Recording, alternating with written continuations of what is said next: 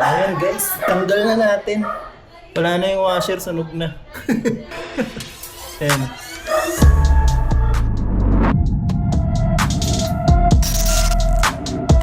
Hello guys! Welcome again sa aking YouTube channel. Ngayong araw ay magpapalit tayo ng pipe ni R15. Pagpasensya nyo na guys yung bahay ko guys. Kung parang kulungan. Kasi ayan may mga chikiting ako. Si Teo. Teo, watch out ka muna sa mga viewers ko. Teo. Ayan, ito pa yung isa kong pusa. And at ito. Kaya medyo magulo dito sa bahay. Ito pa yung isa. Coco! Pinaghiwalay ko sila guys kasi nag-aaway sila ng isa kong pusa. So yung ipapalit kong pipe guys ay V-lane. So hindi ko na siya binaklas. Buo na siya para ikakabit na lang natin. Ayan. V-lane by 01 Moto. So ito yung ano nila, 370 carbon. So dati na tong nakalagay kay R15, tinanggal ko lang kasi binalik ko siya sa stock. So ngayon ibabalik ko ulit siya sa pipe na to para maging siga ulit siya sa daan. Sheesh! Siga! Antayin lang natin si Carlo para dun tayo mag-aayos ng ating motor kasi dito sa tinitirhan kong bahay, nasa labas lang nakapark yung mga motor ko tsaka mahirap magkalikot ng motor kasi pababa siya. Basta yun, makikita nyo yan guys pag baba natin mamaya. Siguro mamayang gabi para diretso testing na din at saka walang masyadong tao. So, nandito na tayo sa Hogan Moto Shop. Kita nyo naman yung pipe nilagay ko sa likod. Ayan o. Para akong may samurai. So, ayun guys, nandiyan na si R15 sa Hogan Moto Shop.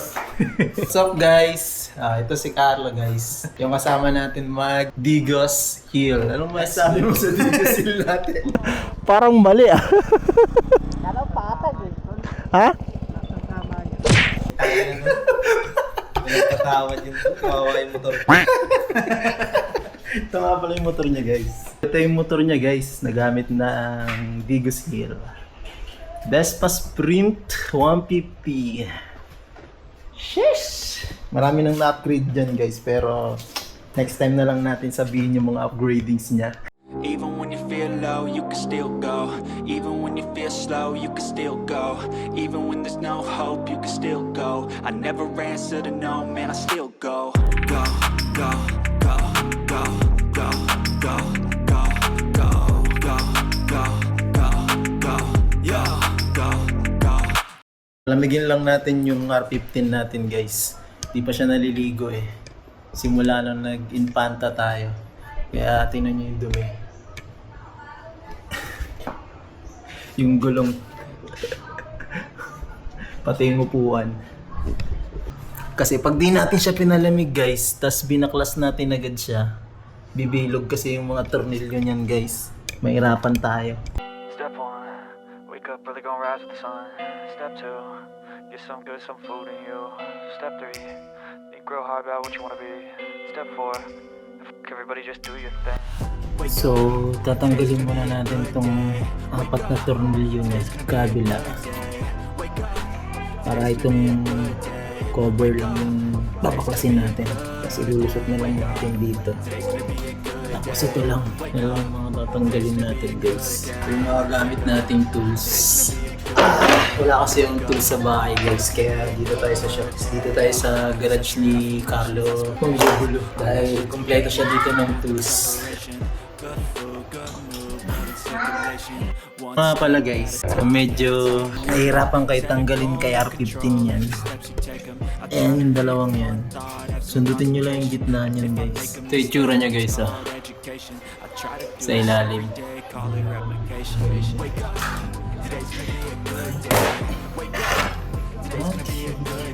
So tanggal na rin to guys. So yan guys, tanggalin natin yung dalawang yan. Medyo kinanawang na siya. So yung sukat niya is 13. Dito mga pe, mukha.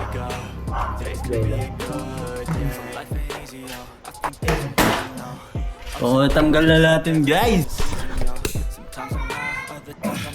Mikot natin. Ayan guys, tanggal na natin. Wala na yung washer, sunog na. Ito na lang, ready tayo. Nakabili tayo ng gaskets. Exhaust pipe. Tunaw na siya eh. And malalaman nyo naman yun guys, itong ano. Dito yung lagay ng pipe. Ito yung sa likod naman yung ano. Dito sa loob. So nakabit na natin siya guys. Babalik na lang natin yung pairings niya. Tapos try natin yung subject natin tol kung di sungaw.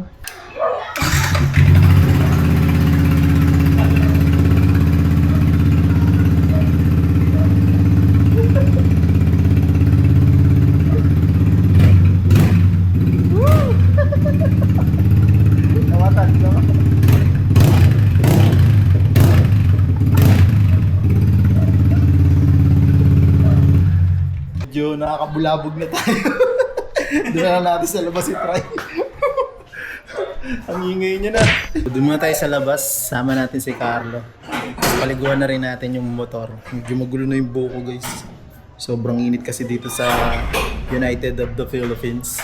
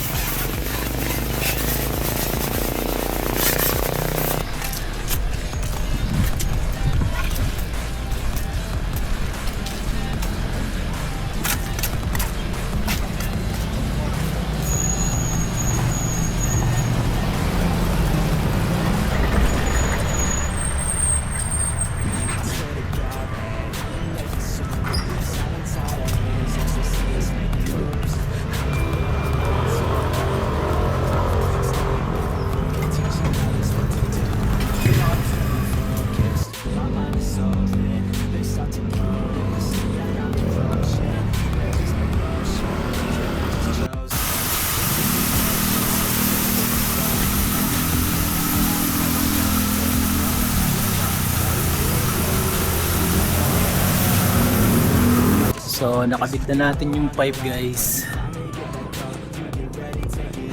At okay naman yung tunog para sa akin. Hindi ko lang alam kung okay yung tunog niya sa video, pero goods naman siya. Maganda. At nakaligo na rin siya.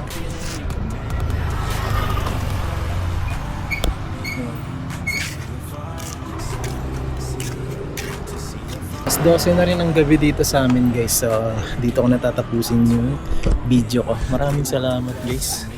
Sa susunod nating pagkikita ulit. Okay.